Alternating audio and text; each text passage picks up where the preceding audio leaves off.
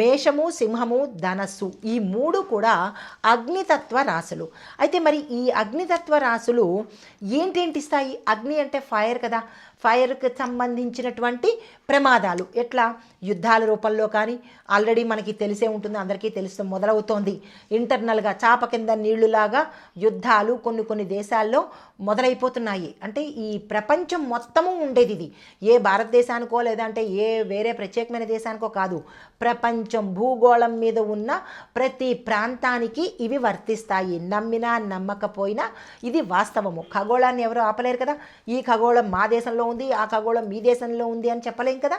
కాబట్టి ఈ మేష సింహ ధనస్సు ఈ అగ్నితత్వం రాశులు. కాబట్టి మనకి జరిగే ఫలితాలు ఎలా ఉంటాయి? ఈ పంచగ్రహ కూటమి సమయంలో యుద్ధాలు జరిగేందుకు ప్లానులు, దానికి సంబంధించినటువంటి ప్రక్రియ మొదలైపోతుంది. అయితే తర్వాత అగ్ని ప్రమాదాలు తరచూ జరుగుతూ ఉంటాయి. దీంతోపాటు రాజకీయ వాతావరణము ఉద్రిక్తంగా మారేందుకు అవకాశాలు ఉంటాయి.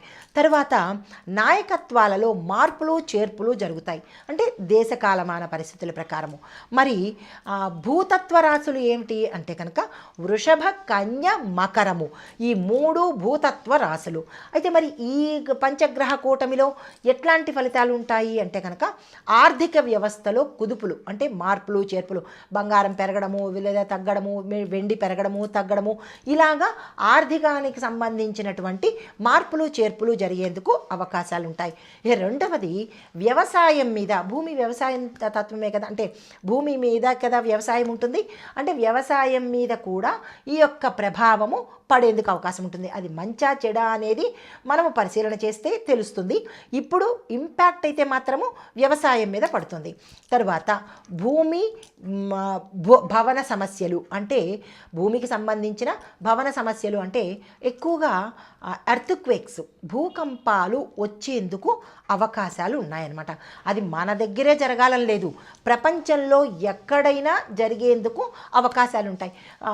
చెప్పారు కదా, మనకి ఇక్కడ ఎక్కడా జరగట్లేదు, మా ఇంటి దగ్గర జరగలేదు, మా వీధిలో జరగలేదు అని ఏ ఒక్క ప్రాంతానికో సంబంధించింది కాదు, ఇది గమనించుకోవాలి. ప్రపంచంలో ఇవి జరిగేందుకు ఆస్కారాలు ఉంటాయి. ఇది ఏ ఒక్కరి పేరు పెట్టో ఏ ప్రాంతం పేరు పెట్టో చెప్పబడలేదు. అయితే తరువాత మిథున, తుల, కుంభ ఈ 3 కూడా వాయుతత్వ రాశులు. మరైతే ఏం జరుగుతుంది ఈ పంచగ్రహ అత్యంత తీవ్రమైనటువంటి ఈ కూటమిలో? కమ్యూనికేషన్ రంగం కొంచెం ఇబ్బంది పడే అవకాశం ఉంటుంది. రెండవది మీడియా రంగం కొంచెం ఇబ్బంది పడుతుంది. తర్వాత టెక్నాలజీ రంగము ఇబ్బంది పడేందుకు, చట్టాలు, నిరసనలు, గొడవలు ఇవి జరిగేందుకు ఆస్కారాలు ఎక్కువ ఉన్నాయన్నమాట.